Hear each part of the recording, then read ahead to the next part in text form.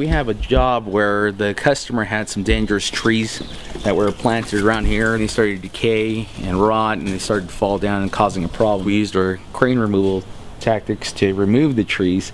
Now what we have to do is replace those trees. Going here is early in the morning, our crew of guys came out here and started digging the holes in appropriate spots where we had them sectioned out. Now they have to do some soil prep work, and then at that point they'll be putting the trees down, unwrapping the burlaps, and also applying a root stimulant so that way the trees can take hold and establish.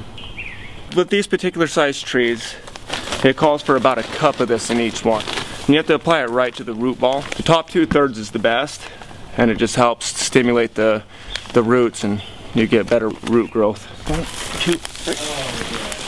Oh yeah. Ready? 1, 2, 3. Called an autumn blaze maple.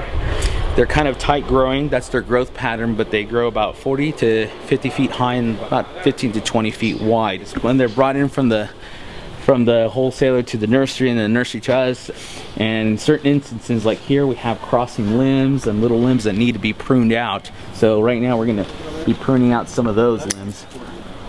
And the reason being, it's easier to take off one limb right now while it's young than a huge limb when it's more mature.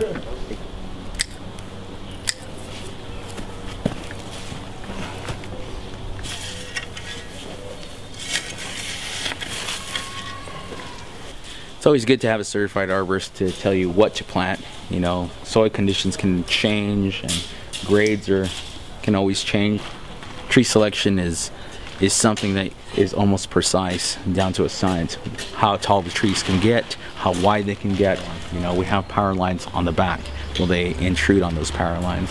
Or we have walls or homes. We want to make sure that the tree selection is not just to make things look pretty just on an instant, but we look at the project as a long-term project.